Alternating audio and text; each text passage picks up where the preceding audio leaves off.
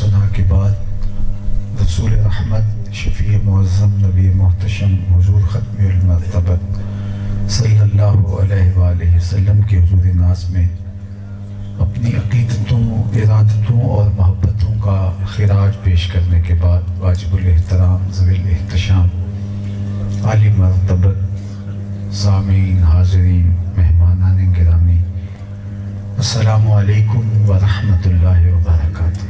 جیسا کہ آپ سب کے علم میں ہے، آج کی منعقدہ تقریب میاں صاحبان کی والدہ ماجدہ مرحومہ مغفورہ کے ایصال ثواب کے لیے انعقاد پذیر اللہ جل شانہ کی بارگاہ میں بصمیم قلب دعا ہے کہ اللہ انہیں کروٹ کروٹ جنت کی بہار نصیب فرمائے، ان کی قبر کو وسیع، کشادہ، منور، خوشبودار اور ٹھنڈا کرے، اور ہم سب کو مرنے والوں سے عبرت حاصل کر کے اخروی زندگی کے لیے اچھے اعمال بجا لانے کی توفیق عطا کرے، پسماندگان کو توفیق صبر نصیب فرمائی جائے۔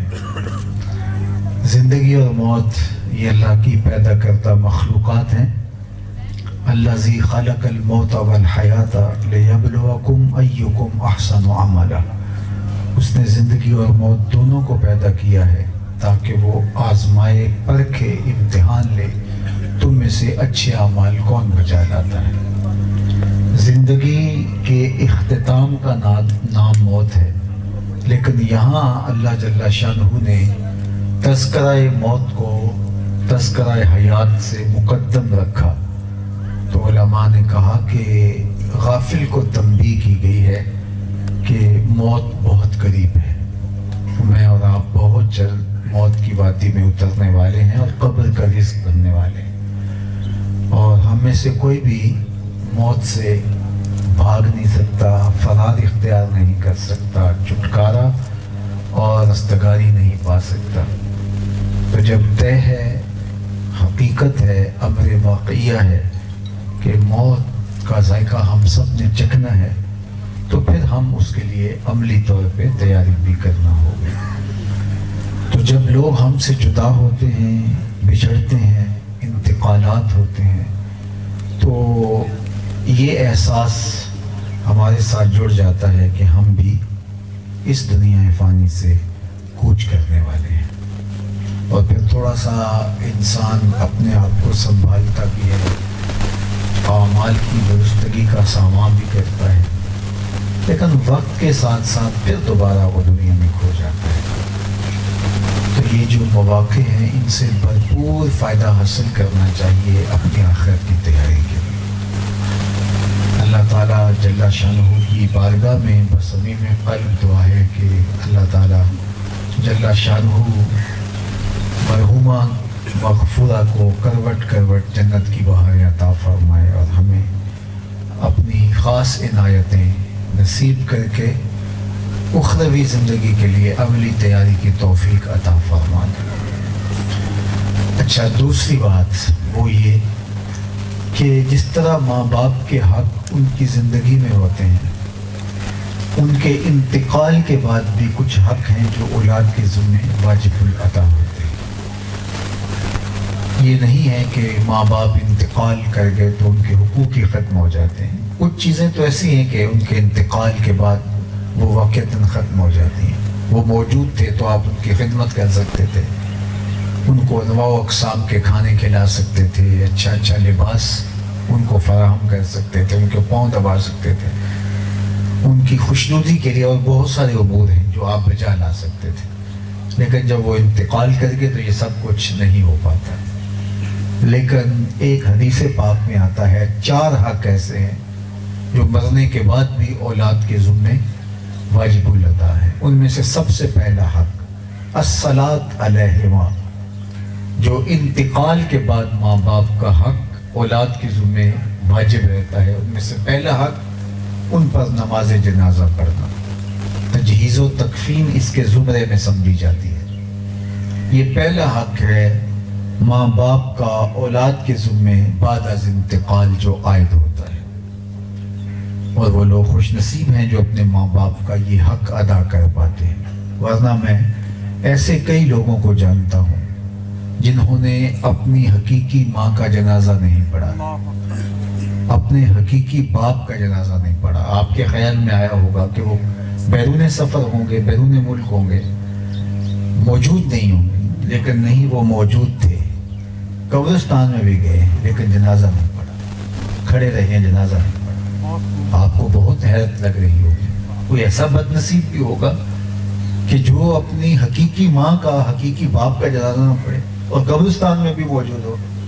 تو ایسے بد نصیب لوگوں کو آپ بھی جانتے ہیں. یہ وہ بد نصیب لوگ ہیں جنہیں جنازہ آتا نہیں ہوتا, اور وہ جا کے صف میں کھڑے ہوتے ہیں اور مکر کر رہے ہوتے ہیں, لیکن جنازہ انہیں آتا نہیں ہوتا, اس لیے جنازہ پڑھ نہیں رہے ہوتے. ساری زندگی لوگوں کو دھوکہ دے رہے ہوتے ہیں, لوگوں کے جنازوں میں جا کے رسماً کھڑے ہو جاتے ہیں, اور جب اپنے ماں باپ فوت ہو جاتے ہیں تو ان کو وہاں بھی وہ رسم ادا کرنا پڑتی ہے. اور مجھے بتائیے اس وقت کس طرح وہ ٹوٹ پھوٹ کا شکار ہوتے رہے ہوئے, اور اندر زمین سے آنے والی آوازوں کو جو کتنی شاک ہوں گے ان پر سن رہے ہوں گے کہ وہ ماں کے جنازے میں کھڑے ہیں, باپ کے جنازے میں کھڑے ہیں, اور وہ جنازہ نہیں پڑھ پا رہے اس لیے کہ انہیں آتا ہی نہیں. یہ پہلا حق تھا مرنے کے بعد جو اولاد کے ذمہ عائد ہوتا تھا. اور وہ بد نصیب شخص جو اپنے ماں باپ کا مرنے کے بعد بھی زندگی میں بھی حق ادا نہیں کیے, اور زندگی میں کچھ کیے کچھ نہیں کیے, اور مرنے کے بعد جو 4 حق ہیں ان میں سے پہلا حق یہ تھا کہ ان پر جنازہ پڑھے, اور وہ پہلا حق ادا نہیں کر پایا. اور ان لوگوں کو مبارک ہو, جنازہ پڑھنے کی سعادت پاتے ہیں اور یہ حق صحیح ادا کر دیتے ہیں. اور ان کو اور زیادہ مبارک ہو کہ جو اپنے والدین کا جنازہ پڑھانے کی سعادت حاصل کرتے ہیں, اور یہ خوش نصیب لوگ ہیں. یہ پہلا حق ہے ماں باپ کا جو اولاد کے ذمہ واجب العطا ہے. دوسرا حق استغفار لہما, ان کے لیے بخشش کی دعا کرنا, دعاؤں کے سلسلے کو کبھی ختم نہ ہونے دینا, کبھی موقوف نہ ہو. میں نے کتب تصوف میں پڑھا ہے, اور ایک حدیث پاک اس کی تائید میں بھی مجھے مل گئی کہ جو شخص روزانہ اپنے ماں باپ کے لیے دعا کرے, والدین زندہ ہوں تب بھی, والدین فوت ہو گئے ہوں تب بھی, ناغہ نہ کرے, اس کا معمول ہو کہ روزانہ اہتمام کے ساتھ ماں باپ کے لیے دعا کرے, ساری زندگی اس کے رزق میں بے برکتی نہیں آ سکتی. رزق کی کثرت اور چیز ہے, رزق کی برکت اور چیز ہے. تو جو شخص روزانہ اپنے والدین کے لیے دعا کا اہتمام کرتا ہے, ساری زندگی اس کے رزق میں بے برکتی نہیں آ سکتی. اور والدین کی دعائیں جس طرح اولاد, اسی طرح اولاد قبول ہوتے ہیں. تو یہ دوسرا حق بھی ہے ماں باپ کا کہ ان کے لیے اولاد دعا کرے. اور میں کہتا ہوں کہ جو اولاد 5 گانہ نماز کی عادی ہوگی, وہ اہتمام سے دعا نہ بھی کر پائے تو دن میں کتنی مرتبہ کہے گی ربنا اغفر لی ولوالدی, اللہ مجھے بھی بخش دے, میرے والدین کی بھی مغفرت فرما دے. اور ایک شخص جو روزانہ دعا مانگتا ہے, ایک شخص کے 5-4 بیٹے ہیں, 2-4 بیٹیاں ہیں, اور وہ سب نمازی ہیں, اور وہ دن میں کتنی مرتبہ دعا مانگتے ہیں ربنا اغفر لی ولوالدی. تو دعا یہ ماں باپ کا دوسرا حق ہے جو اولاد کے ذمہ واجب الادا ہوتا ہے. اللہ اکبر. حضرت ابو ہریرہ رضی اللہ تعالیٰ عنہ لوگوں سے کہا کرتے تھے کہ کوئی مسجد اشار میں جائے اور 2 نفل پڑھے اور میری ماں کی مغفرت کی دعا کرے, اور خود ایک دعا مانگتے تھے, اللہم اغفر لابی ہریرہ ولأمی ولمن استغفر لہما, اے اللہ ابو ہریرہ کو بخش دے, ابو ہریرہ کی ماں کو بخش دے, اور جو ہم دونوں کے لیے بخشش کی دعا کرے اسے بھی بخش دے.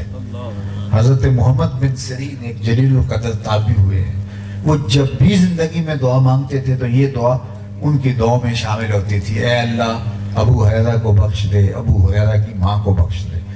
تو کسی نے ان کو کہا کہ تمہیں کوئی خاص محبت ہے حضرت ابو ہریرہ سے کہ خاص طور پہ ان کے لیے دعا مانگتے؟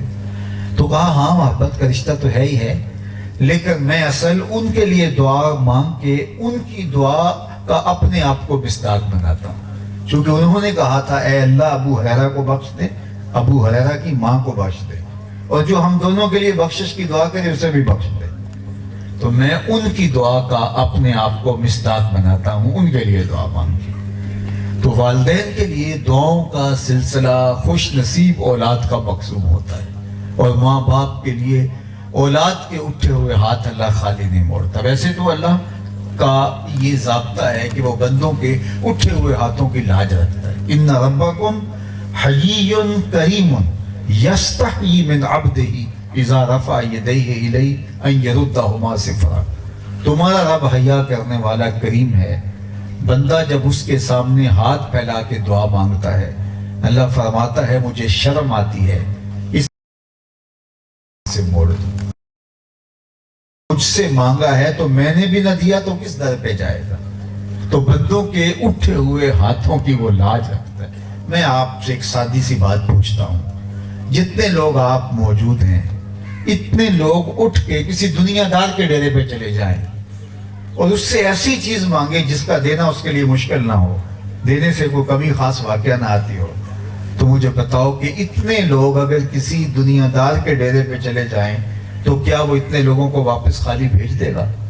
وہ کہے گا یہ ڈیرہ داری کی شان کے خلاف ہے کہ اتنے لوگ میرے دروازے پر آ گئے اور میں ان کو خالی موڑ دوں۔ تو جب ایک دنیا کا ڈیرے دار اتنے لوگوں کو جو اس کی دہلیز پہ پہنچ جائے خالی نہیں موڑتا تو پھر رب خالی کیسے موڑتا ہے؟ تو کہا اِنَّ رَبَّكُمْ حَيِّيٌّ کریم، وہ حیا کرنے والا ہے، کریم ہے، یستحیی من عبدہ، کہتا ہے مجھے بندے سے حیا آتی ہے۔ اللہ اکبر، جب وہ ہاتھ اٹھا کے دعا مانگتا ہے مجھے کس بات سے حیا آتی ہے؟ ان یردہما صفرا، ان ہاتھوں کو خالی موڑ دوں۔ اگر میں نے بھی نہ دیا تو یہ کس در پہ جائیں گے، کس دہلیز پہ جو ہے وہ جائیں گے؟ تو اس سے مانگو، اس سے طلب کرو، اس سے مانگنے کا وقت نہیں ہے۔ دنیا دار سے تو مانگنا ہو تو وقت چاہیے ہوتا ہے، یہ سونے کا وقت ہے، یہ ناشتے کا وقت ہے، یہ مصروفیات کا وقت ہے، اس وقت دوستوں کے ساتھ مصروف ہے، تو انسان موقع تلاشتا ہے کہ کس وقت مانگے۔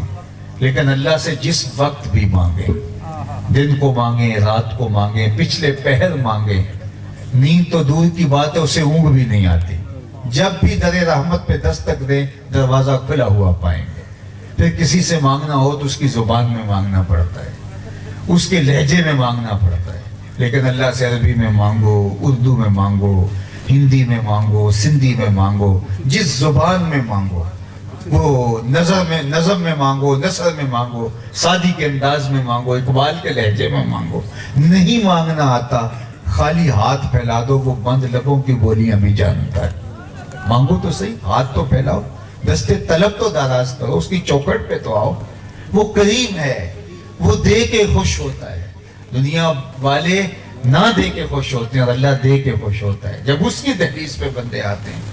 اللہ اکبر، بت کے آگے ہاتھ جوڑے زلیخا کھڑی اور کیا کہتے یا صنمی، یا صنمی، اے میرے بت بچھڑا ہوا یوسف ملا دے۔ اب مٹی کا مادو اس کی فریاد کیسے سنتا، لیکن اس کا اعتقاد تھا اور وہ ہاتھ جوڑے روز کھڑی ہو جاتی ہے، سر شام کھڑی ہوتی ہے اور سحر تک ہاتھ جوڑے یہی فریاد کرتی ہے، یا صنمی، یا صنمی، اے میرے بت مجھے یوسف ملا دے۔ ایک دن رات کا پچھلا پہر تھا، نیند کا جھٹکا آیا اور زباں بل کھا گئی، یا صنمی کہتے کہتے زباں پہ آ گیا یا سمادی، یا سمادی۔ تو کہا جبریل جلدی جا، یوسف کے گھوڑے کا رخ موڑ دے، بچھڑی ہوئی کو یوسف ملا دے۔ کہا مالک تجھے تو نہیں پکار رہی، یہ تو بت کو پکار رہی ہے۔ وہ زباں بل کھا گئی اور یا صنمی کی بجائے یا سمادی زبان پہ آ گیا۔ کہا جبریل اتنا عرصہ ہوا بت کو پکارتے ہوئے اس نے کوئی جواب نہیں دیا، آج جیسے بھی اس کے لبوں پہ میرا نام تو آیا ہے، اگر میں نے بھی جواب نہ دیا میرے اور بت میں فرق کیا ہوا؟ تو کوئی مانگے تو صحیح، دستے طلب دراز تو کرے، ہم تو مائل بکرم ہیں، کوئی سائل ہی نہیں، راہ دکھلائیں کسے راہ بے منزل ہی نہیں، جلوائے طور تو موجود ہے کوئی موسیٰ ہی نہیں۔ کوئی سچی طلب لے کر تو آئے، اٹھے ہوئے ہاتھوں کی وہ لاج رکھتا ہے۔ اور اگر وہ کہتا ہے میں نہیں مانگتا، نہیں نہ مانگو، مانگنا تمہاری ضرورت ہے، اس کی ضرورت تو نہیں ہے۔ اور اگر تم متکبر ہو، سرکش ہو، نہیں مانگتے ہو، نہ مانگو۔ قُلْ مَا يَعْبَوْ بِكُمْ رَبِّي لَوْلَا دُعَاؤُكُمْ، اے محبوب فرما دو اگر یہ نہیں پکاریں گے، یہ نہیں مانگیں گے، یہ نہیں طلب کریں گے، یہ نہیں سر تسلیم جھکائیں گے تو اللہ کو کوئی پرواہ نہیں ہوگی۔ وہ پہلے بے نیاز ہے۔ تم مانگو گے تو جھولیاں بھرتا رہے گا، اور اگر تم نہیں مانگو گے تو اسے بھی پرواہ نہیں ہے۔ تو دوسرا مقصد ایسی محافل کے انعقاد کا، اور دوسرا ماں باپ کا حق جو اولاد کے ذمہ ہے وہ دعائیں مانگیں، اور ہم دعا کے لیے جمع ہوئے ہیں۔ مرحومہ کے لیے دعا مانگیں، اللہ ان کی مغفرت فرما، غفران کے پردوں میں ڈھانپ لے، اور اتنے لوگوں میں سے کسی ایک کی فریاد بھی باب اجابت تک جا پہنچی تو اللہ اس کے صدقے سب کی دعائیں قبول فرما لے۔ تو یہ دوسرا حق ہے اولاد کا جو ماں باپ کا ذمہ اولاد کے ذمہ عائد ہوتا ہے۔ تیسرا حق حدیث پاک میں آتا ہے جو ہے وہ ہے انجاز العہد، وعدے پورے کرنا۔ انہوں نے کوئی منت مانی تھی، پوری نہیں کر سکے ماں باپ، تو اولاد کا حق ہے کہ اس کو پورا کریں۔ اسی طرح انہوں نے کسی سے وعدہ کیا تھا تو اس وعدے کو پورا کریں، حتیٰ کہ اس کے زمرے میں علماء نے لکھا کہ ماں باپ کے امور خیر کا تسلسل رکھے، یعنی جن غرباء کے ساتھ، رشتہ داروں کے ساتھ وہ تعاون کرتے تھے تو ماں باپ کے انتقال کے بعد اس تسلسل کو ٹوٹنے نہ دیا جائے۔ یہ ماں باپ کا اولاد کے ذمہ حق ہے، اگر وہ اس حالت میں ہو اس حق کو ادا کر پائے۔ اور پھر کہا کہ چوتھا حق ماں باپ کا وہ ہے بر الاصدقاء۔ باپ ہے تو اس کے دوستوں کے ساتھ، ماں ہے تو اس کی سہیلیوں کے ساتھ اس میں سلوک، اور خالہ ماں کی جگہ پہ ہے، چچا باپ کی جگہ پہ۔ تو یہ نہیں ہے کہ جب ماں باپ تھے تو یہ رشتہ دار اور اس طرح ان کے دوست جب آتے تھے تو انہیں بڑی اپنائیت محسوس ہوتی تھی، بعد میں اولاد وہ انداز اختیار نہ کرے تو انہیں لگے کہ جو ہمارا بھائی تھا، ہمارا دوست تھا، ہمارا عزیز تھا، وہ چلا گیا تو اب اس گھر میں ہمارے لیے وہ عزت نہیں ہے۔ تو ماں باپ کا حق یہ ہے کہ جب ان کے دوستوں اور ماں ہے تو اس کی سہیلیوں کے ساتھ اس میں سلوک ہوتا ہے تو پھر ان کو قبر میں آسمان، اس طرح چچا کے آنے سے جب جو ہے وہ بھتیجے اس کو خوش آمدید کہتے ہیں تو باپ کو قبر میں آسمان، خالہ کے آنے پہ جو ہے وہ جب اس کے بھانجے اس کو خوشی دیتے ہیں، مان اور عزت دیتے ہیں تو قبر میں ماں کو خوشی ہوتی ہے۔ یہ حق ہے۔ تو 4 حق اولاد کی اس حدیث میں، ویسے تو علماء نے 12 حق بیان فرمایا، مختلف احادیث کو جو ہے وہ اس کا جو ہے وہ خلاصہ بیان کرتے ہوئے اعلیٰ حضرت نے باقاعدہ ایک کتاب لکھی ہے کہ 12 حق ہیں جو مرنے کے بعد اولاد کے ذمہ واجب الادا ہوتے ہیں، اور ان میں سے آخری حق بیان کیا کہ اچھے برے اعمال قبر میں ماں باپ کو پیش کیے جاتے ہیں۔ اولاد اگر صالح اور نیک ہو تو قبر میں خوش ہوتی ہے، اولاد کی خوشی جو ہے وہ ماں باپ کو پہنچتی ہے، وہ آسودہ ہوتے ہیں، اور اگر وہ برائیاں اور گناہ اور بدکاریاں کرے تو ان کو قبر میں تکلیف پہنچتی ہے۔ تو یہ ماں باپ کا حق ہے کہ اولاد جو ہے وہ نیک اور صالحیت کی راہ پہ گامزن ہو، اور صالح اور اعمال کو بجا لا کر کے ان کی آسودگی کا سامان کرے۔ باقی جانے والے پلٹ کے آتے نہیں، یہ اللہ کا ضابطہ ہے۔ اللہ اگر چاہتا تو تمام لوگوں کو یک بار کی موت دے دیتا، جس طرح آسمانوں کو ایک بار ہی پر تباہ کر دیا جائے گا، تارے جھڑ جائیں گے، سورج بے نور ہو جائے گا، زمین ایک بار ہی لپیٹ لی جائے گی، پہاڑ ایک بار ہی ریزہ ریزہ ہو جائے گا، جتنے پہاڑ پیدا ہونے تھے ایک بار ہی ہو گئے، آسمان ایک بار پیدا کر دیے گئے، زمین ایک بار بنا دی گئی، ستارے ایک بار بنا دیے گئے۔ اس طرح جتنے انسان تھے اللہ چاہتا تو ایک بار ہی بنا دیتے، اور جب ان کو سمیٹنا ہوتا تو قیامت ایک بار قائم ہو جاتی۔ لیکن اگر ایسا ہوتا تو لوگ معاد کا انکار کرتے تھے، آخرت کا انکار کرتے تھے، لوگ موت کا انکار کرتے۔ آج موت کا انکار کوئی نہیں کر رہا۔ آپ نے بڑے دھرم، مذہب، عقیدے، فرقے دیکھے ہیں، ہزاروں ہزار اختلافات کے باوجود موت پر سب متفق ہیں کہ موت برحق ہے، موت آ کے رہے۔ مرنے کے بعد جی کے اٹھنے پر اختلاف ہے لیکن موت پر کوئی اختلاف نہیں، اس لیے کہ لوگ اپنی آنکھوں کے سامنے لوگوں کو مرتا ہوا دیکھتے ہیں، اپنے سے بچھڑتا ہوا دیکھتے ہیں، اس لیے موت پر کوئی انکار کا راستہ نہیں۔ لیکن اگر موت بھی آخر میں رکھ دی جاتی سب لوگوں کی، اور اپنے آنکھوں کے سامنے لوگ لوگوں کو مرتا ہوا نہ دیکھتے تو پھر موت کا بھی انکار کر دیا جاتا ہے، جس طرح کہ معاد کا انکار کر دیا جاتا ہے۔ کتنے لوگ ہیں جو آخرت کو نہیں مانتے، وہ کہتے ہیں یہی زندگی، اس کے بعد ختم کہاں ہے۔ ماضی میں بھی ایسا تھا، قریش مکہ معاد کا ڈٹ کے انکار کرتے، وہ کہتے ہیں یہ کیسے ہوگا، جب ہم مر جائیں گے ہماری ہڈیاں گل سڑ جائیں گی، ہمارا گوشت جو ہے وہ مٹی میں مل جائے گا، تو دوبارہ کیسے اٹھائے جائیں گے؟ سورہ یاسین کا آخر کو اٹھا لیجئے۔ نضر بن حارث ایک کافر تھا، وہ کسی قبرستان میں جاتا ہے اور وہاں ایک بوسیدہ سی پرانی سی ہڈی اٹھا لاتا ہے، اور وہ اتنی شکستہ ہو گئی ہے کہ جب اس کو ہاتھ سے چھیڑتا ہے تو اس کے ریزے زمین پہ گرتے ہیں۔ تو وہ ہڈی لے کے حضور کے سامنے کھڑا ہو جاتا ہے اور کیا کہتا ہے، اور ساتھ اس کو توڑتا ہے، اس کے ریزے زمین پہ گرتے ہیں، اور کہتا ہے اس ہڈی کو کون زندہ کرے گا؟ وَضَرَبَ لَنَا مَثَلًا وَنَسِيَ خَلْقًا قَالَ مَن يُحْيِي الْعِظَامَ وَهِيَ رَمِيمٌ۔ اللہ اکبر۔ وہ ہڈی توڑتا ہے حضور کے سامنے اور کہتا ہے کہ یہ کون کہہ رہا ہے؟ اللہ فرماتا ہے جو اپنی تخلیق کو بھول گیا ہے، اگر اس کو اپنا پیدا ہونا یاد ہوتا تو کبھی یہ سوال ہی نہ کرتا، یہ خود فراموش انسان ہے۔ تو ہڈی کو توڑتا ہے، وَضَرَبَ لَنَا مَثَلًا وَنَسِيَ خَلْقًا، اور کہتا کہ قَالَ مَن يُحْيِي الْعِظَامَ، ان ہڈیوں کو کون زندہ کرے گا؟ وَهِيَ رَمِيمٌ، جب یہ اتنی بھربھری سی ہیں، اتنی شکستہ ہے کہ میرے ہاتھوں کا لمس بھی گوارا نہیں کرتی۔ اب اس کا جواب سنیے۔ اللہ اکبر۔ قرآن تو پھر قرآن ہے، ذرا قرآن کے اسلوب پر آپ غور کیجئے، کس زوردار انداز سے جواب آیا۔ قُلْ يُحْيِيهَا الَّذِي أَنشَأَهَا أَوَّلَ مَرَّةٍ وَهُوَ بِكُلِّ خَلْقٍ عَلِيمٌ۔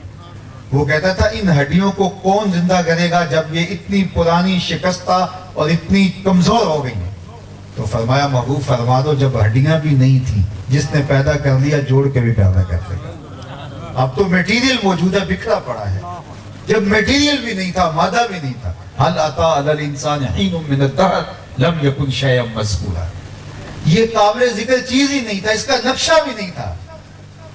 یار یہ مائک اگر خراب ہو گیا ہے تو کوئی کہے اس کو کون ٹھیک کرے گا؟ تو میاں جس کمپنی نے ایجاد کر دی اس کے لیے ٹھیک کرنا مشکل ہے۔ تو جب اس کا میٹیریل نہیں تھا، مادہ نہیں تھا، نقشہ نہیں تھا، ناک نہیں تھی، اس کے اعضائے بدنیاں نہیں تھے، اور جس جوہر سے بنایا گیا وہ جوہر نہیں تھا، عرض نہیں تھا، جواہر و عوارض نہیں تھے، مادہ نہیں تھا، میٹیریل نہیں تھا، نقشہ نہیں تھا، تو جس نے اس وقت بنا لیا جب ہڈیاں بھی نہیں تھی، جس نے ہڈیاں بنائی اور انسان بنایا، تو وہ ہڈیوں کو جوڑ کر کیوں نہیں بنائے گا؟ کیسا زوردار جواب ہے۔ اب پھر ذرا اس پہ غور کیجیے۔ وَضَرَبَ لَنَا مَثَلًا وَنَسِيَ خَلْقًا، یہ کہاوتیں بیان کرتا پھر رہا ہے اور اپنی تخلیق کو بھول گیا ہے، اور کیا کہتا ہے؟ مَن يُحْيِي الْعِظَامَ وَهِيَ رَمِيمٌ، ان ہڈیوں کو کون زندہ کرے گا جب اتنی شکستہ ہو گئی ہیں؟ قُلْ يُحْيِيهَا الَّذِي أَنشَأَهَا أَوَّلَ مَرَّةٍ، محبوب فرما دو جب ہڈیاں بھی نہیں تھی جس نے پیدا کر لیا وہ ہڈیوں کو جوڑ کر بھی پیدا کر دے گا۔ وَهُوَ بِكُلِّ خَلْقٍ عَلِيمٌ، وہ ہر تخلیق کو خوب جانتا ہے، نئے سرے سے کیسے بنانا ہے، شکم مادر میں کیسے بنانا ہے، کھنکتی مٹی سے آدم کے وجود کو کیسے پیدا کرنا ہے، اور جو ہے وہ دائیں پسلی سے جو ہے وہ عورت کو کیسے نکالنا ہے، اور قبر سے کیسے زندہ کرنا ہے، ہر تخلیق کو وہ خوب جانتا ہے۔ مٹی کے وجود کو پھاڑ کر کے گلاب کیسے نکالنا ہے، سیب کیسے نکالنا ہے، انگور کیسے نکالنا ہے، انگور کی پیکنگ کیسے کرنی ہے، اس کے اندر رس کیسے ڈالنا ہے، وہ رب خوب جانتا، اس کے لیے کوئی مشکل نہیں۔ وَهُوَ بِكُلِّ خَلْقٍ عَلِيمٌ، وہ ہر تخلیق کو خوب جانتا ہے۔ اللہ اکبر۔ شیخ فرید الدین لطال بولے سانے کستی صلاتی پیدا بھی شود، کیسا شہنشاہ ہے، مٹی سے بادشاہ بنا دیتا ہے، تو اس کے لیے کیا مشکل ہے؟ لیکن لوگ انکار کرتے ہیں، لوگ کہتے ہیں نہیں کیسے مٹی سے بنایا جائے گا؟ تو اگر موت نہ ہوتی تو لوگ آخرت کا بھی اور موت کا بھی انکار کر رہے ہوتے۔ تو آج بھی لوگ موت کا انکار کرتے ہیں، آخرت کا انکار کرتے ہیں، اس لیے کہ انہوں نے آخرت دیکھی نہیں، بلکہ کہتے ہیں یہ جہان مٹھا گلا کس نے ڈٹھا؟ تو حضرت شیخ عبد القادر جیلانی بولے جاؤ قبرستانوں میں جا کے دیکھو کیسے کیسے حسینوں کی مٹی خراب ہو رہی ہے، جو بدن پہ چٹکی مٹی نہیں پڑنے دیتے تھے اور لباس پر سلوٹ نہیں پڑنے دیتے تھے، آج ان کے کفن بھی تار تار ہو گئے۔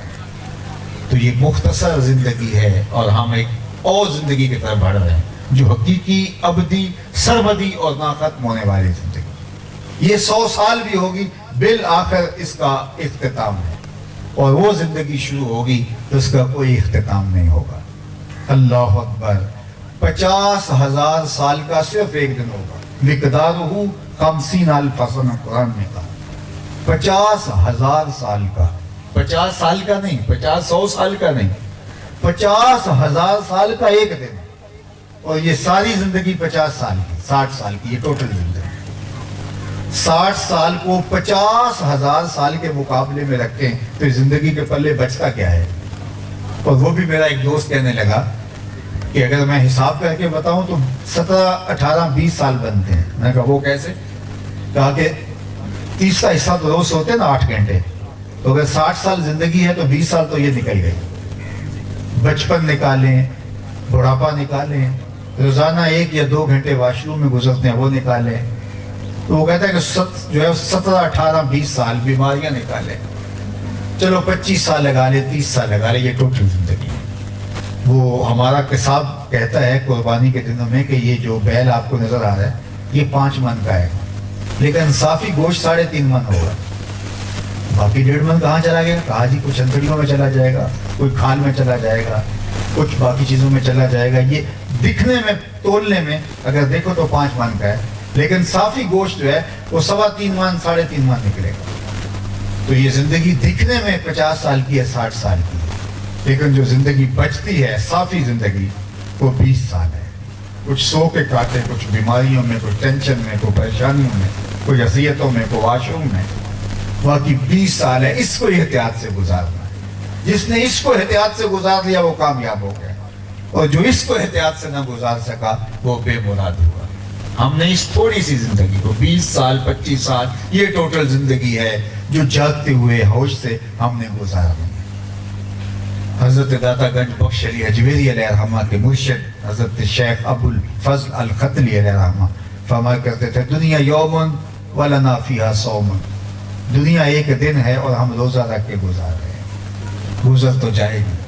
تو اصل زندگی وہ زندگی ہے جس کا صرف ایک دن 50,000 سال کا ہے، اس کے بعد جنتی جنت میں، جہنمی جہنم میں۔ حدیث پاک میں صحیح حدیث بخاری کو اٹھائیے، جنتیوں کو جنت میں ایک ہی خدشہ ہوگا کہیں موت نہ آ جائے، اور جہنمی کو ایک موہوم سی امید ہوگی کبھی موت آ جائے تو جان چھوٹ جائے۔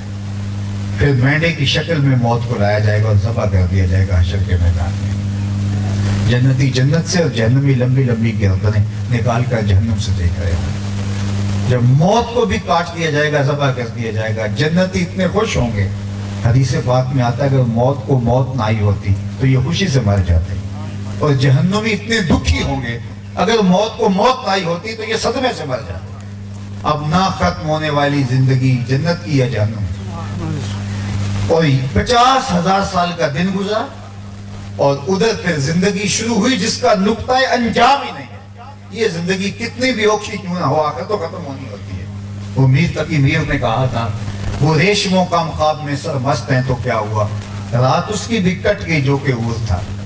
ایک بندہ سخت سردی میں، بخار میں مبتلا ہے، سردی کی شدت ہے، بدن پہ زخم ہے، اور باہر کو سردی میں اس کو ریت پہ پھینک گیا۔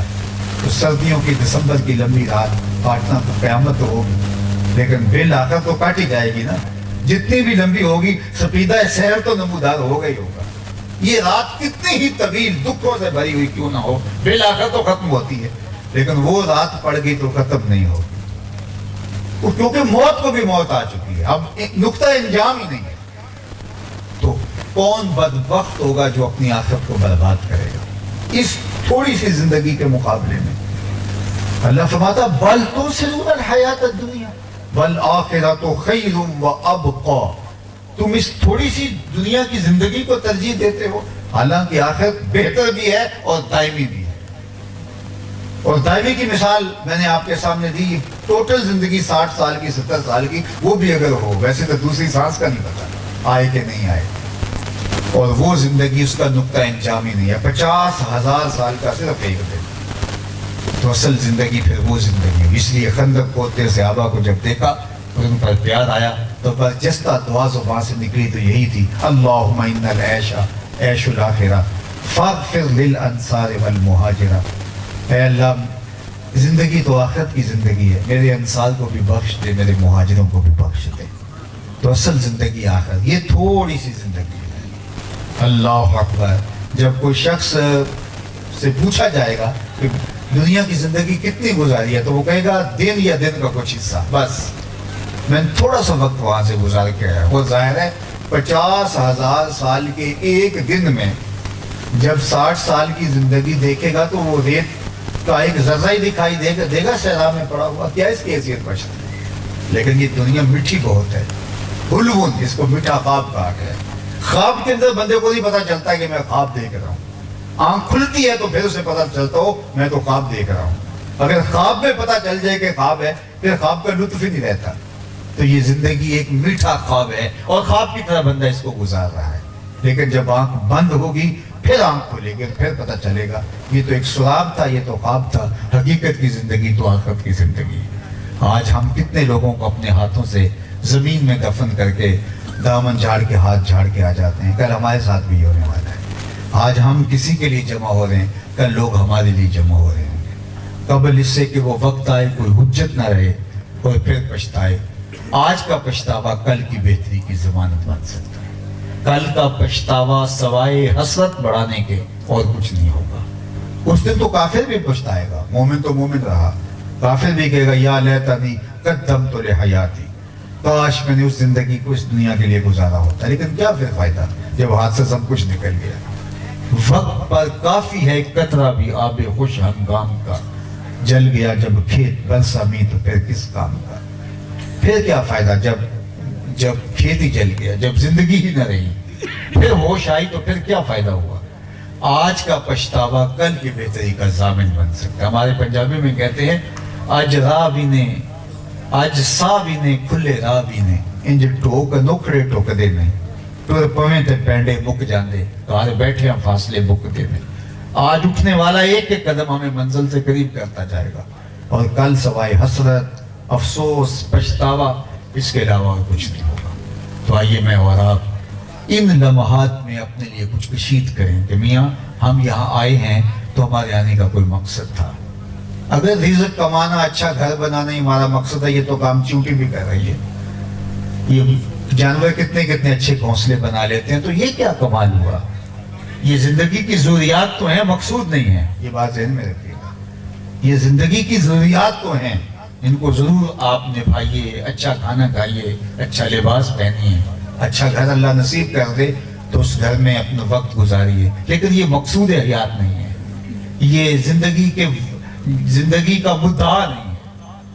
تو اصل زندگی ہمیں جس کام کے لیے، اپنی معرفت کے لیے، اپنے رب کی معرفت کے لیے اور اپنے مقصد کی معرفت کے لیے، اور جس سے ہم اپنے آپ کو ہمیشہ جو ہے وہ دور رکھے ہوئے ہیں، اور جس کا نتیجہ کیا ہے کہ زندگی گزر جاتی ہے اور مقصد زندگی ہمیں حاصل نہیں ہو پاتا۔ آنکھ بند ہوتی ہے تو پھر آنکھ کھلتی ہے، پھر تو ہم اپنی اولاد کو بھی نہیں بتا سکتے میاں تم غلطی پر تھے، میں غلطی پر ہوں اور اب مجھے پتا چلا، پھر تو ان کو بھی بتانے سے قاصر ہوتے ہیں، کسی اور کو بتانا تو دور کی بات ہے۔ تو قرآن نے ہمیں بار بار بتایا ہے کہ زندگی کی مقصدیت کو سمجھ لو۔ یا ایھا الانسان ما غرک بربک الکریم، میں کہتا ہوں ساری دنیا کے شہد نچوڑ لو، اتنی مٹھاس پیدا نہیں ہوگی جتنی قرآن کے اس لہجے سے جو ہے وہ مٹھاس ٹپک رہی۔ انسان کو مخاطب کر کے میرا رب کہہ رہا ہے، او بھاگنے والے سرکش متمرد باغی انسان، آجا پلٹ کے تیرا رب بڑا ہی کریم۔ تو یوں بھی پکارتا ہے بھاگنے والے کو، چھوڑ کے جانے والے کو، سرکش کو، متمرد کو، باغی کو، تو یوں بھی کہتا ہے، لیکن اس کے کرم کے تیور دیکھیے، جو مالک کی تحلیل چھوڑ کے شیطان کے ہتھے چڑھ گیا اور شیطان کے بہکاوے میں آ گیا اور مالک کا در چھوڑ کے جا رہا ہے، اس کو رحمتیں آواز دے رہی ہیں، ما غرک بربک الکریم، آجا پلٹ کے تیرا رب بڑا ہی کریم۔ اللہ اکبر، کیا کہا؟ الذی خلقک، دیکھ میرا تیرا رشتہ کتنا ہے کہ میں تیرا خالق لگتا ہوں۔ بات ماں کی ہے تو مجھے بتاؤ کہ ماں کے پیار کا کوئی بدل موجود ہے؟ نعم البدل تو دور کی بات۔ یہ میں راستے سے آتا ہوں تو سڑکوں کے کناروں پر بڑے بڑے ہیوی ترازو نصب کر دی گئے جن پر پورا کنٹینر تول لیا جاتا ہے۔ تو میں اپنے دوستوں کو کہتا ہوں کہ ایسے ترازو ایجاد ہو گئے جہاں پورا کنٹینر ماں سامان کے تول لیا جاتا ہے، لیکن آج تک ایسا ترازو ایجاد نہیں ہوا جس پر ماں کے پیار کو بھی تولا جا سکتا۔ اللہ نے ماں کے سینے کے اندر جو تڑپتی ہوئی ممتا رکھی ہے، جو محبتوں کا ایک جہاں آباد کیا ہے، اس کا کوئی وزن نہیں کر سکتا۔ اور اللہ کی رحمتوں کو مجسم روپ میں، مجسم پیکر میں دیکھنا چاہو تو ماں کا وجود دیکھ لو۔ ماں کے سینے کے اندر جو درد رکھا گیا ہے، جو درد رکھا گیا ہے، جو تڑپتی ہوئی ممتا رکھی گئی، اس کا جواب ہی نہیں ہے۔ ماں جب بولتی ہے تو اس کے لہجے میں جبریل بولتا ہے، ماں جب مسکراتی ہے تو لگتا ہے جنت کی ساری کلیاں کھل اٹھی، اور ماں جب پیار سے دیکھ رہی ہوتی ہے لگتا ہے رحمتیں آسمان سے اتر رہی۔ سید خورشید گیلانی مرحوم کی ماں کا انتقال ہوا تو انہوں نے ایک کالم لکھا تھا غریب اور ان پڑھ ماں کی یاد میں، تو اس میں وہ لکھتے ہیں میری ماں پڑھی لکھی نہیں تھی لیکن میری یونیورسٹی وہی تھی، میرا کالج وہی تھی۔ اور پھر بولے کہ اونچے اونچے اسٹیجوں پر عالی جناب حضرت صاحب اور کیا کیا القاب دیے جاتے ہیں، کہا کہ ان الفاظ میں وہ چاشنی کہاں جو ماں کی زبان سے اوئے بٹھو اور اوئے ببلو میں رکھی گئی، اونچی اونچی مستنوں پہ بیٹھنے میں وہ سرور کہاں جو ماں کے جو ہے وہ قدموں میں بیٹھنے میں سرور ملتا ہے، 5 اسٹار ہوٹلوں میں کھانا کھانے میں وہ لذت کہاں جو چولہے پر بیٹھ کے ماں کے ہاتھوں سے پکی ہوئی چپاتیاں کھانے میں نصیب ہوتی۔ اللہ نے ماں کو وہ درد کی دیا ہے، پیار اتنا دیا ہے، محبت اتنی دے دی، اس کے سینے کے اندر وہ جہاں آباد کر دیا ہے۔ اولاد کے لیے غریب مائیں تو لوگوں کے گھروں کے برتن بھی مانجنے پڑیں تو اس سے گریز نہیں کرتی۔ شہر میں آ کر پڑھنے والوں بھول گئے ہو اس کی ماں نے کتنا زیور بیچا ہے۔ مائیں اپنی اولادوں کے لیے کتنے کتنے مراحل سے، مشکلوں سے، تکلیفوں سے، آلام سے، تکلیفوں اور اذیتوں سے گزرتی ہیں، خود دکھ جی لیتی ہیں لیکن اپنی اولاد کو راحت پہنچاتی ہیں۔ ماں کے سینے میں یہ تڑپتی ہوئی ممتا، یہ محبتوں کا آباد جہاں کیوں رکھا گیا ہے؟ تو آپ سب کا ایک ہی جواب ہوگا، اور وہ یہ کہ ماں نے اولاد کو جنم دیا ہے۔ جنم دینے کے سبب سے اتنا پیار ہے کہ دنیا کے کسی ترازو پہ ماں کے پیار کو تولا نہیں جا سکتا۔ میں بس اس نقطے کی طرف آپ کی توجہ مبذول کروانا چاہتا ہوں، اور اگر آپ نے توجہ سے سن لیا تو میری مسافت کی قیمت مجھ کو مل گئی۔ ماں اولاد سے اتنا پیار اس لیے کرتی ہے کہ اس نے اولاد کو جنم دیا ہے۔ جس نے جنم دیا ہے وہ اتنا پیار کرتی ہے تو جس نے خلق کیا ہے وہ کتنا پیار کرتا ہوگا۔ ماں نے جنم دیا ہے، تخلیق نہیں کیا، اور جس نے خلق کیا ہے اس کے پیار کا اندازہ کیا ہوگا۔ تو وہ کیا کہہ رہا ہے؟ الذی خلقک، دیکھ میں نے تجھے پیدا کیا ہے، تیرا میرا رشتہ کتنا گوڑا ہے۔ اللہ اکبر، فسواک فعدلک فی ای صورت ما شاء رکبک، تجھے توازن بخشا، تیری آنکھوں کو جمال دیا، تجھے خوبصورتی دی، تجھے بولنے کا سلیقہ دیا، بات کرنے کا طریقہ دیا، تیرے پنجوں میں زور رکھا، تیرے سینے میں طاقت رکھی، تجھے نطق کی صلاحیتیں بخشی، تجھے سننے اور بولنے کا انداز سکھایا۔ ما غرک بربک الکریم، تو کیوں پلٹ کے نہیں آ رہا؟ تیرا رب بڑا ہی کریم ہے، آنا تو نے ہے ہی۔ پھر جو کفن میں منہ چھپا چھپا کے آتا پھرے گا، اچھا نہیں کھلے منہ سے آ جائے۔ پھر جو لوگ تجھے اٹھا کے لائیں گے، اچھا نہیں کہ اپنے قدموں سے چل کے آ جائے۔ بھاگ تو سکتا نہیں، فرار کا تو راستہ نہیں ہے، تو آنے جانے والے پلٹ کے آ جا، تیرا رب بہت کریم ہے۔ بلکہ حضور علیہ السلام نے ایک مثال دی کہ جب کوئی بندہ توبہ کرتا ہے اللہ کی طرف آتا ہے تو اللہ کتنا خوش ہوتا ہے۔ اس زمانے میں صحراؤں کے سفر ہوتے تھے، سنگلاگ پہاڑوں میں سفر کیے جاتے تھے، تو ایک آدمی صحرائی سفر میں تھا اور اکیلا سفر کر رہا تھا، تو راستے کے اندر ایک درخت کے نیچے چند لمحوں کے لیے سستانے کو بیٹھ گیا۔ اپنا اونٹ اس نے درخت کے ساتھ باندھا اور خود لیٹ گیا۔ تھوڑی دیر کے بعد جب آنکھ کھلتی ہے تو کیا دیکھتا ہے کہ اونٹ ماں ساز و سامان کے غائب ہے۔ جنگل میں، صحرا میں جب اونٹ نہیں ہے تو زندگی چلی گئی، کھانا پینا توشہ سب کچھ اونٹ پہ تھا، اونٹ بھی چلا گیا اور ساتھ توشہ بھی چلا گیا۔ دائیں بائیں بھاگا، نشان ڈھونڈے لیکن اونٹ نہیں ملا۔ تھک ہار کے دوبارہ آ کے اسی درخت کے ساتھ ٹیک لگا کے موت کا انتظار کرنے لگا۔ ظاہر ہے کوئی آبادی جو ہے وہ کئی 100 میل تک نہیں ہے تو کدھر جائے گا۔ تھک ہار کے دوبارہ اسی درخت کے ساتھ ٹیک لگا کے لیٹ گیا۔ آنکھ لگ گئی، تھوڑی دیر کے بعد آنکھ پھر کھلی تو دیکھتا کیا ہے؟ وہی اونٹ ماں ساز و سامان کے پاس کھڑا ہے۔ تو اونٹ کیا ملا؟ زندگی مل گئی۔ تو یکدم اس کی زبان پہ کچھ لفظ جاری ہوتے ہیں جو وفور مسرت کا اظہار، اللہم انت عبدی وانا ربک، اے اللہ تو میرا بندہ اور میں تیرا رب۔ کہنا تو یہ تھا کہ اے اللہ تو میرا رب اور میں تیرا بندہ، لیکن مسرتوں کے ہجوم میں درک گیا۔ کسی کے آنے سے ایسے ہوش اڑے ساقی کے شراب سیخ پہ ڈالی اور بوتل میں کباب. جب بھی تیری قربت کے امکان نظر آئے ہم اتنے خوش ہوئے کہ پریشان نظر آئے. کہنا تو یہ تھا کہ یا اللہ تو میرا رب اور میں تیرا بندہ، لیکن وہ خوشیوں کے ہجوم میں درک گیا اور کیا کہتا اللہم انت عبدی وانا ربک، اللہ تو میرا بندہ اور میں تیرا رب. اس قدر غفور مسرت ہے. حضور علیہ السلام نے فرمایا بتاؤ صحابہ اس شخص کی خوشی کا کیا عالم ہے کہ جس کی زبان بھی قابو میں نہیں رہی اور کہنا کچھ ہے اور کہہ کچھ رہا ہے. تو صحابہ نے کہا حضور حد ہو گئی. فرمایا کہ جب کوئی شخص توبہ کرتا ہے اللہ اس سے بھی زیادہ خوش ہوتا ہے. اللہ اکبر کہ میرا بندہ پلٹ کے میری چوکھٹ پہ آ گیا. تو میں اور آپ یہ اٹھتے ہوئے جنازے، یہ پھیلی ہوئی قبریں جب دیکھتے ہیں تو ہمیں اپنے لیے عبرت لینی چاہیے اور اپنی آخرت کے لیے صالح اعمال کا ذخیرہ کرنے کی کوشش میں لگ جانا چاہیے، ورنہ تیزی کے ساتھ زندگی گزر رہی ہے.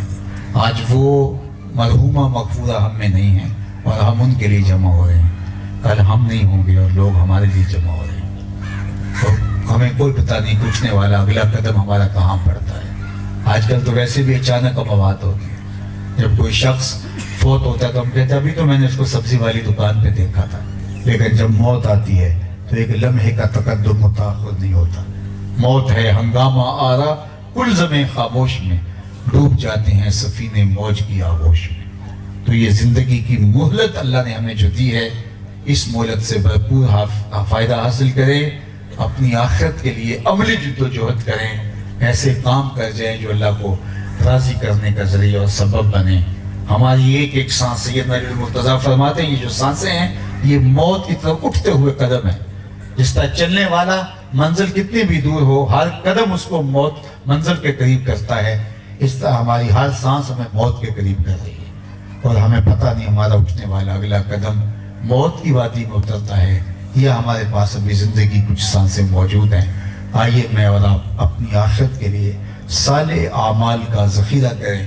اللہ تعالیٰ جل شانہ کی بارگاہ میں بس صمیم قلب دعا ہے کہ اللہ جل شانہ مرحومہ مغفورہ کو کروٹ کروٹ جنت کی بہاریں نصیب فرمائے، ان کی قبر کو وسیع کشادہ منور خوشبودار اور ٹھنڈا کرے اور ہم سب کو عبرت حاصل کر کے اخروی زندگی کے لیے اچھے اعمال بجا لانے کی توفیق دے. وآخر دعوانا ان الحمدللہ رب العالمین.